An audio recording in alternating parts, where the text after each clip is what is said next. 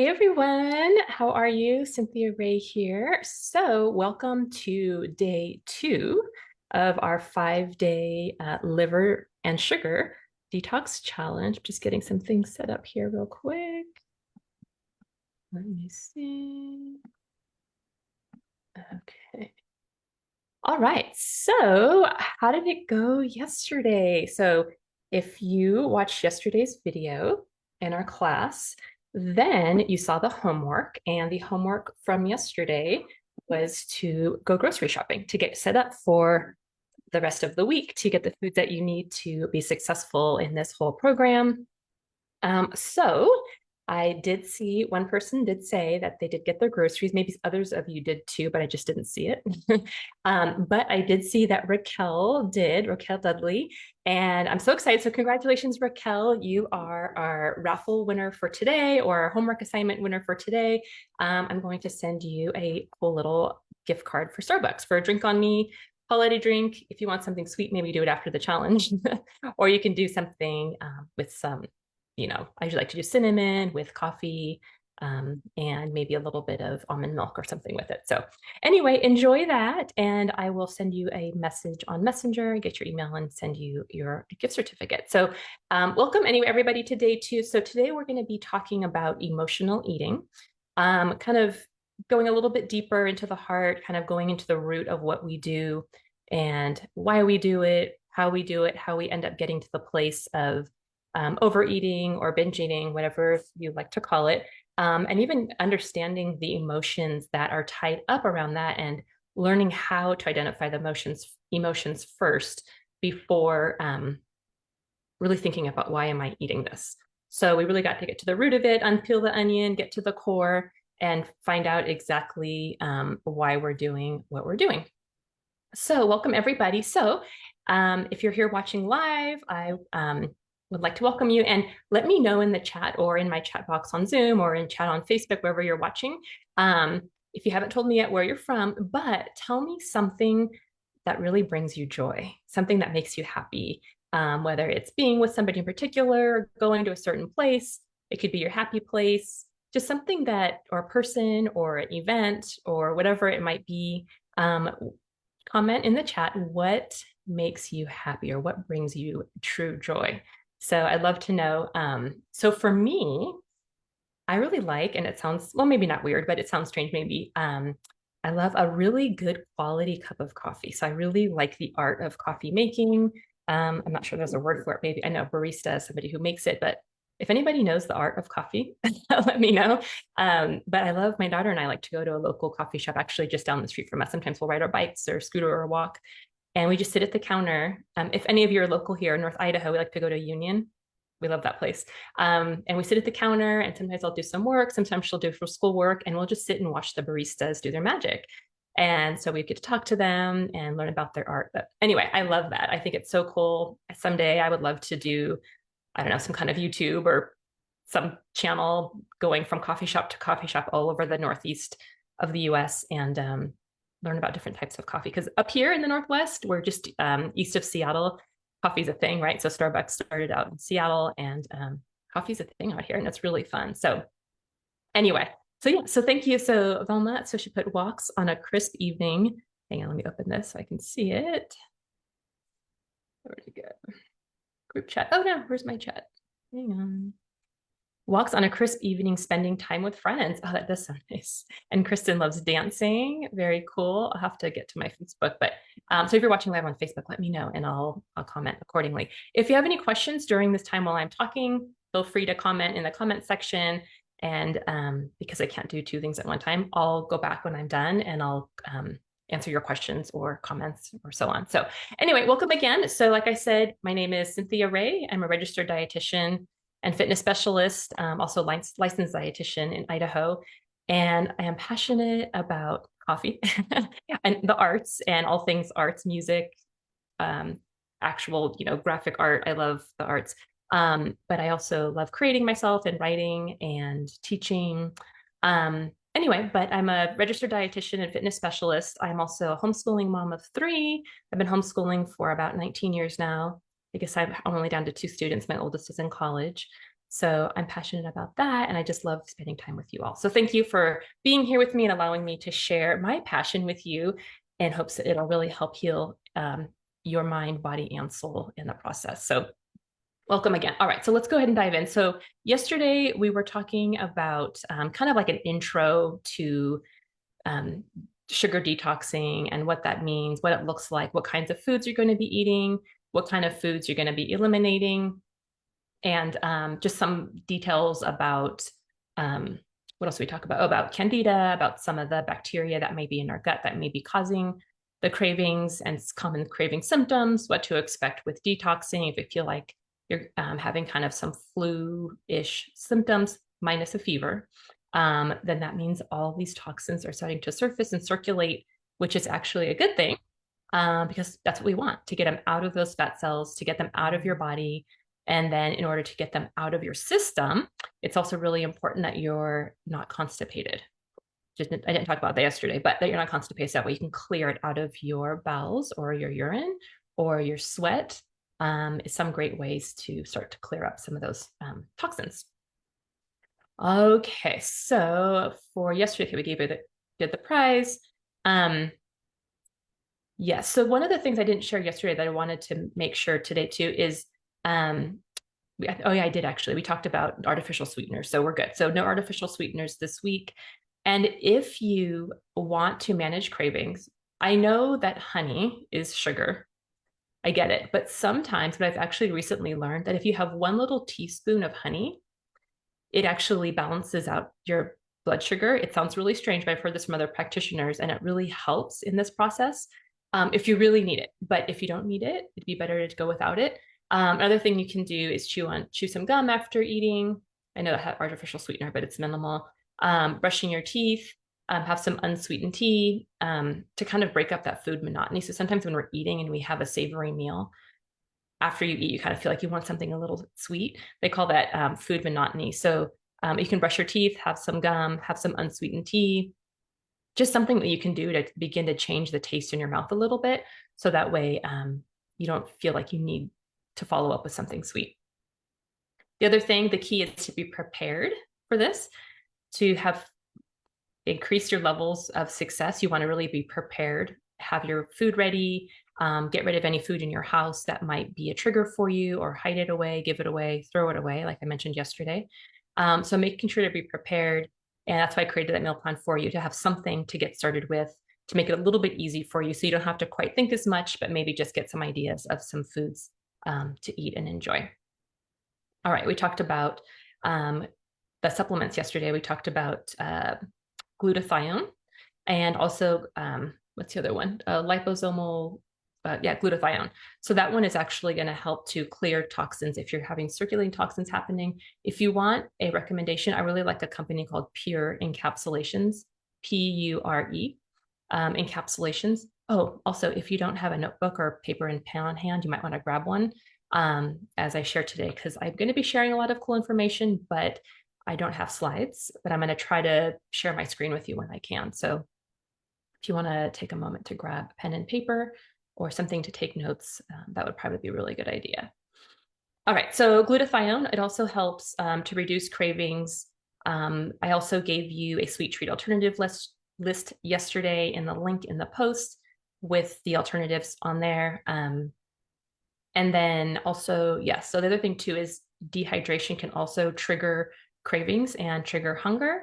So the best way to ease up dehydration is to grab a little pinch of sea salt. I like to use Celtic salt or pink Himalayan sea salt.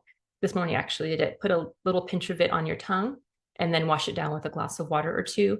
And that'll really help to open up those cells to get the water in there for extra hydration.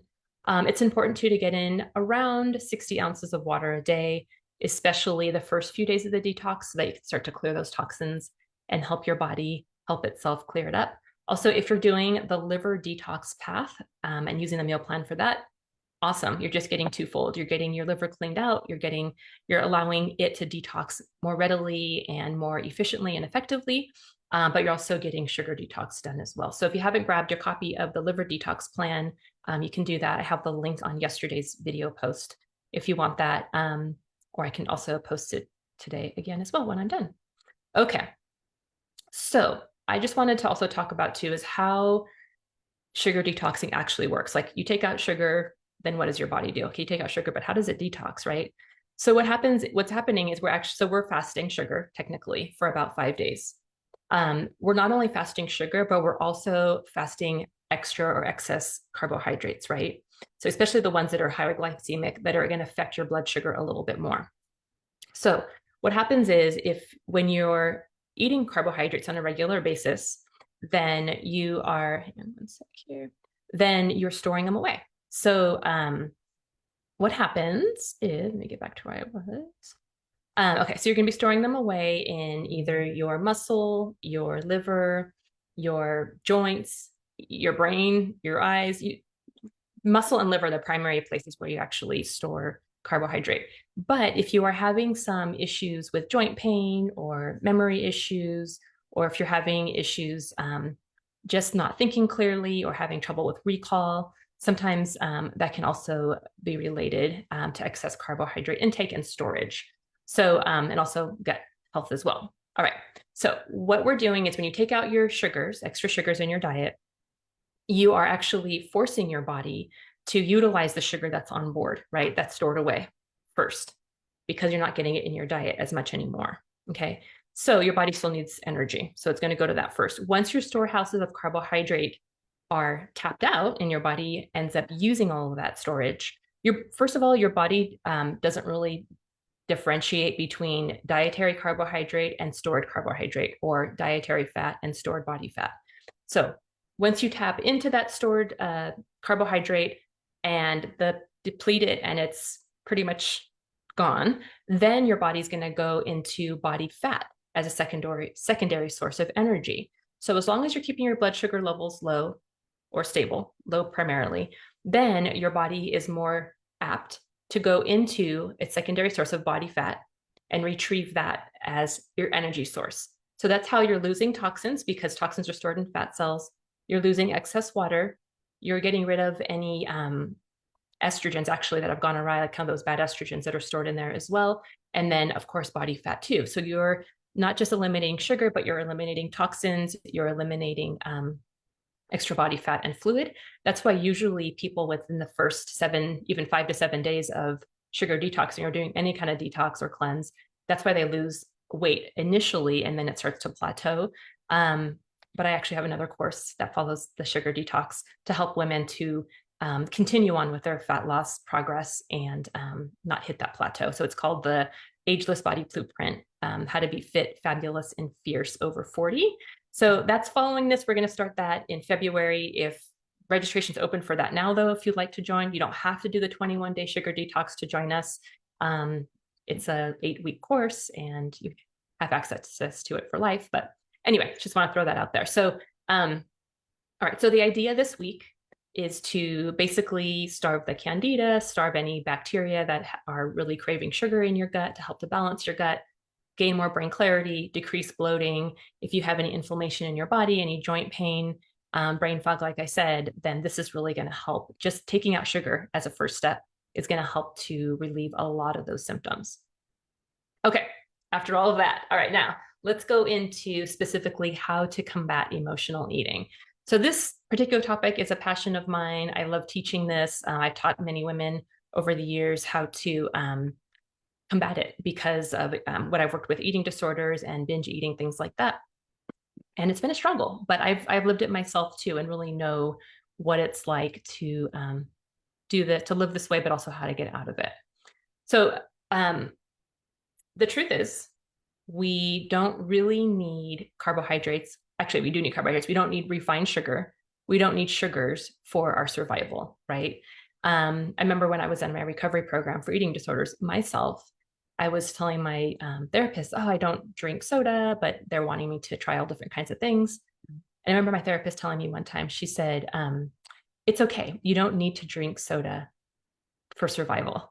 I was like, oh, that's true. So it made me think about food in a different way, right?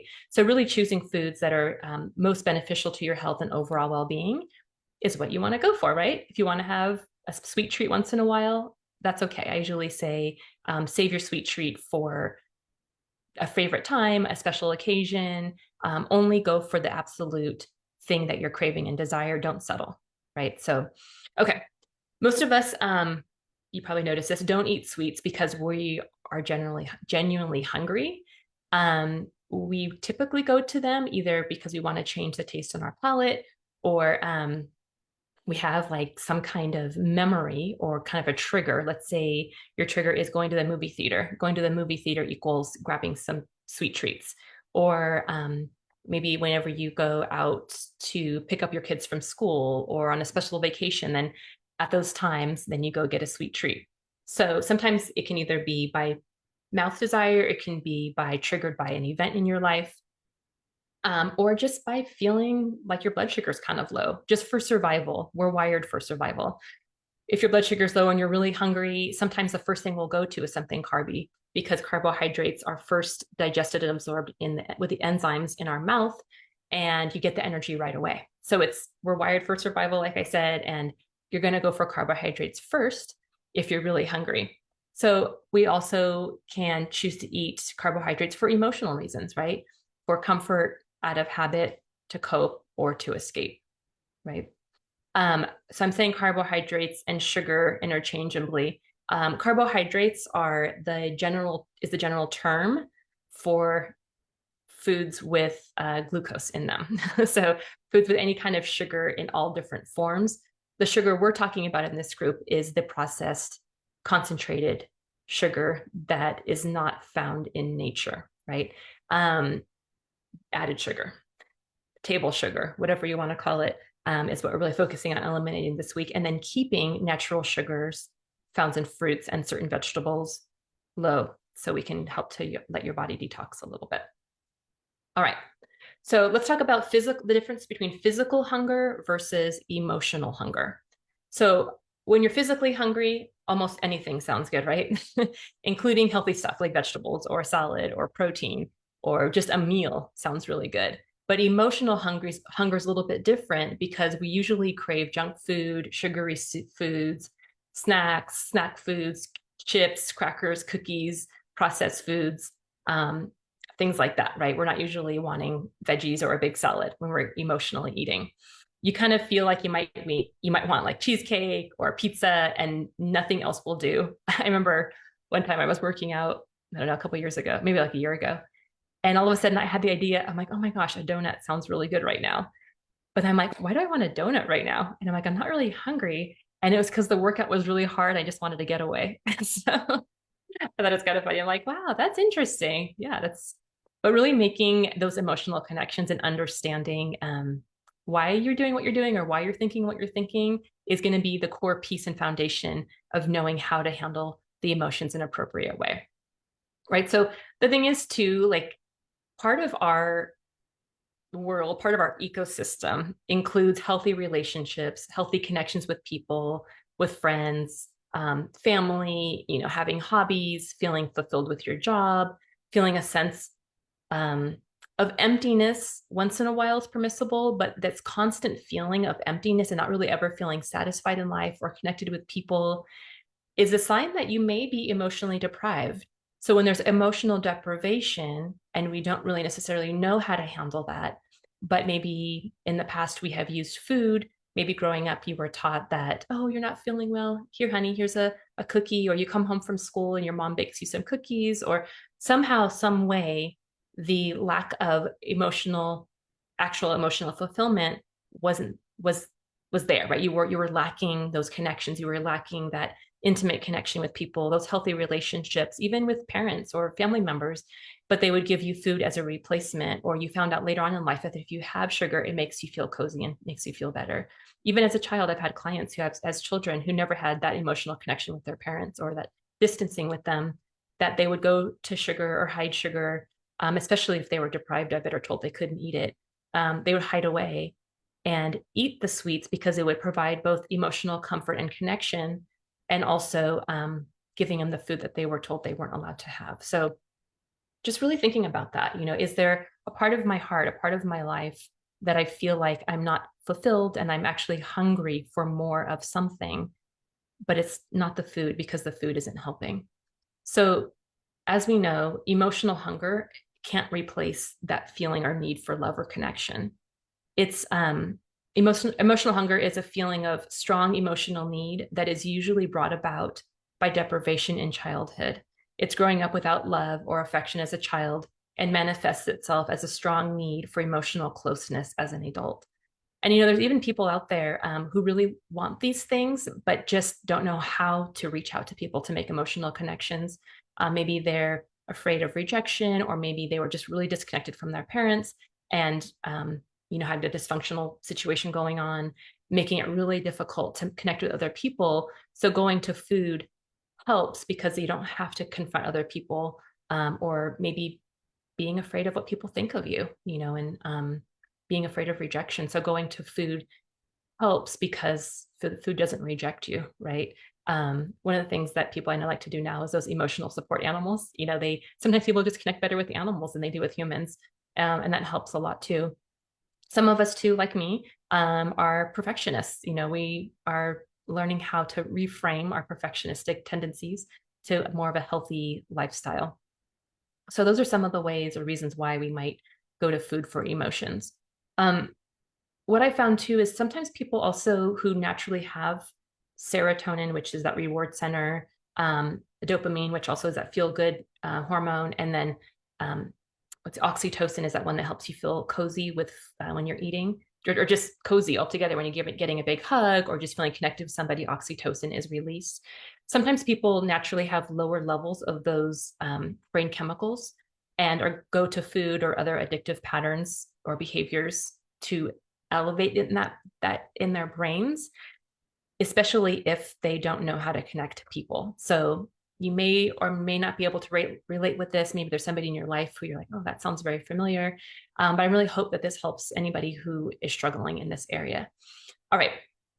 So with emotional eating, are you eating for comfort out of loneliness or sadness?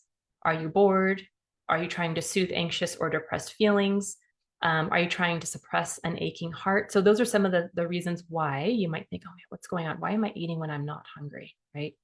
But it's really easy to determine the difference, right? If you're physically hungry, it's obvious, right? Your stomach might be growling, you might feel empty, you might feel low energy, you might feel tired and achy and sleepy. That actually can be some symptoms of dehydration too. But what I like to do is, again, take a little bit of salt, put it on your tongue and wash it down with some water to check to see if you're actually dehydrated or if you're actually hungry. So that can be a good place to start for differentiation. The thing you need to do, it's super important to do, like I said earlier, is to check to see what you're feeling emotionally first. Sometimes a lot of us don't even really know how to identify our own feelings and emotions. So you can even go online and download a list of the different feelings and emotions, and use that to think, okay, how am I feeling right now? I don't really know how to identify this. You can look down the list and see which one of those pops out to you. Another way you can identify how you're feeling is by the foods that you're choosing when you're emotionally eating. So if you're eating comfort foods, if you're eating something creamy and soft and warm and sweet, those are usually the comfort foods, which is because identifying that you need connection, you need comfort, you need affirmation, you need somebody to say that it's okay, that you're doing great, that you're awesome, telling you the truth of who you are. So we go to those things to get that oxytocin rush, to get that serotonin boost. And then also for if you're choosing crunchier foods, saltier foods, things that kind of have a bite to it or have to bite into, it's usually anger, frustration, boredom, high stress, overwhelm, things like that. It's because we want to crunch down, and that crunching actually elevates dopamine and serotonin levels, which makes you feel a little bit more calm and feel a little bit better to handle certain life situations, right? So, but unfortunately, that's going to food, right? So, of course, what is it that we need to actually be doing instead of going to food? Because we know food isn't going to help the situation, right? It's just helping temporarily. It's just kind of a band-aid, a quick fix. And so if any of you have been struggling with sugar, the sugar habit, emotionally speaking, identify your emotions first, and let's see what you can do to alleviate or fulfill the actual need that you have emotionally instead of using food, right? All right, I'm going to give you some little steps and pointers before we finish up on how to do this day to day. So if you are noticing that you are triggered by certain things or something in life is happening, maybe you just got a crazy text or an email or phone call and you're stressed out, and typically you go to food. So what's happening in that moment is there's a little adrenaline rush happening. You may have cortisol spiking, all of these things going because now you're in fight or flight mode. And maybe for some of you don't eat when that happens, and some of you go to food to comfort yourself. What you actually need to be doing in that moment when fight or flight is going, when you're angry or sad or disappointed, is to actually use the energy that your body is revving up in you, the cortisol and the adrenaline. And what I like to do is just like get a pillow and just punch it as hard as I can and put the intention of the negative energy that you're feeling and just punch it, punch, punch, punch. Or I just get down and do a bunch of push-ups or just do jump squats or something. I even like sometimes I'll just pound on my desk or on my legs if I'm feeling that cortisol rush and my heart pounding, to calm that down first, right?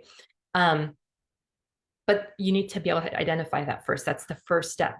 That's why I'm telling you this now, so that when you get to that point, you can look for these signs, right? If your heart's beating, if you're feeling down or disappointed, begin to catch yourself, right? Just practice catching yourself. Once you catch yourself, then you can think, okay, what am I actually hungry for right now? It's not food, right? What am I hungry for? What am I needing more in my life right now? Do I need more comfort in my life right now? Do I need more sweetness in my life right now? Do I need more people that affirm me in my life right now? Do I just need somebody to talk to just so I can be heard right now? So once you identify those emotions, you can start to think of things that would help fulfill that particular emotional need, right? So let's say you're in that moment, you just got a crazy text from somebody, or you dropped the ball on something and you're like, oh my gosh, what did I just do? And let's say your typical response is to go to food. Let's say whatever you got in your kitchen that's carby or sugary. But what I'm going to have you do this time is you're going to catch yourself. When you catch yourself, you're going to walk away. You're going to take a full 30-minute break, and you're going to go and either go for a walk outside, distract yourself, right? One of the best distractions you can do is go for a walk, use your energy that you've got going. You can also organize something. It'll take you from your emotional brain to your logic side of your brain and help to switch that out. So you're more logical instead of emotional, right? So organize something, organize your purse, organize a drawer, organize, maybe clean out your car, your closet, your phone, organize something, and it'll help you to get out of that emotional place in your mind. I'm not saying ignore the emotion, but just give it a break a little bit so you can kind of come down. Doing the punching and things like that is going to help to come down a little bit, all of your adrenaline to come down. But then also organizing will help to get your mind in a different place, right? Even doing anything logic, even like math, doing something logical, or organizing, or something that's more math oriented is really going to help you to get out of that place in your mind. Okay. So look to the foods that identify the foods that you're eating, see how they can help you identify what emotions you might be feeling. Then give yourself 30 minutes to distract yourself, go for a walk, call a friend. If you feel like you know what you need more of in that moment, do that thing, calling a friend, taking a hot bath or shower, organizing something, just doing whatever you need to do in that moment to fulfill that need that you have. Spend time in prayer, read scripture, watch a funny movie, anything like that. 30 minutes. And if you feel like you still are craving that particular food after the 30 minutes are up, then you can have it. It's up to you, right? I would say grab a pinch of sea salt, grab a glass of water before you begin eating. And if you do decide to eat your food, do it intentionally, do it mindfully. Take whatever food that you have, put it on a plate, put it out in front of you, sit down. I know a lot of us like to stand and eat. Sit down with it and just be in the moment and taste the food, eat it mindfully, look at its color, look at its texture, feel what it's like in your mouth, just enjoy it fully for what it is. And you're most likely not going to care to eat it, right? And you might actually find that you're hungry for real food. So that's just a little tactic I like to use to just kind of slow things down. Take a step back, think about how you're feeling, and it'll really help you. So I hope that's a really practical tool that you can use. I know not all of us are emotional eaters, and that's fine. Yesterday we talked about the sugar cycle, the craving cycle, and how to get out of that. So there's also an emotional eating cycle that I'll share with you all. It basically starts out where you're feeling uncomfortable emotions, then you soothe it with food. And then the way to get out of that, instead of soothing it with food, going to practical steps for emotional outlets. And then if we soothe with food, then there's punishment and shame that goes along with it. And then because of the punishment and shame and guilt, then we go back to binge eating again because of how angry or frustrated we are with ourselves, swearing that we're never going to do it again, right? And then we go back to the food. So it's a vicious cycle. I'll share with you the graphic that I have about the emotional eating cycle specifically. So, all right. So before we go, what was I want to share? Oh, yes. So I just want to share with you the difference between shame and guilt. I talked about the shame and guilt cycle just briefly yesterday. So shame is actually telling you because you did something wrong, you are wrong, right? Guilt is you did something wrong and that's it. It's not identifying who you are as a person. It's just talking about what you did, right? Shame is what you did and it tells you more about who you are. Let's say you think, oh, I always mess up. I'm so clumsy. I'm so lazy. I'm so fat, whatever. And I'm so addicted to sugar. And then when you do those things that contribute to that behavior, then it just kind of like kicking you when you're down, right? It's just reminding you of, oh yeah, this is how horrible of a person you are, right? That's shame. Guilt is, I'm pretty confident in who I am. I know who I am. I'm happy with who I am. I'm loved and everything. And when you do something that's different than what you planned, you feel a bit of guilt about it, which is okay, right? A little remorse because that helps us to learn from situations, but it's not keeping you down. It's just a reminder of what to do differently next time. So another reason why you might crave sugar too or emotionally eat is if you feel deprived of certain foods, if you don't feel like you can have whatever you want whenever you want, or just know how to balance out your diet in a healthy way. I teach my groups, especially my fat loss group, that we do an 80-20 ratio. So 80% whole healthy food, we do a keto type eating, and then we follow that also or include 20% of other food that you might enjoy. So we're never feeling deprived, we're never feeling restricted, but just focusing on 80% of the time, taking care of ourselves with as quality nutrition as we can. So, all right. So I hope that helped today. I know I went a couple minutes over. If you need to leave, that's fine. If you have any questions for me, go ahead and put them in the comment section. I just want to share with you our day 2 assignment. Okay. So homework for today. So today's assignment is to share that you are committed to taking sugar and alcohol out of your diet for the next 5 days and why it is essential to you. Why is it important to you? And then what do you hope to accomplish by the end of this week? So I'll share this in our group, but share that you're committed.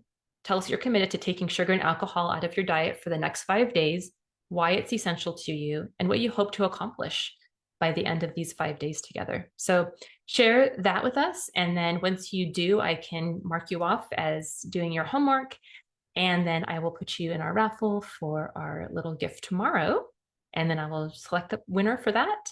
Yeah, and then tomorrow, let me see what tomorrow we're going to talk about what foods to add and what foods to eliminate in your diet on a regular basis in order to keep this going for the long haul. So, all right. Well, as always, I hope this helped you all. And let me know if you have any questions. Feel free to reach out if you want to invite a friend to this.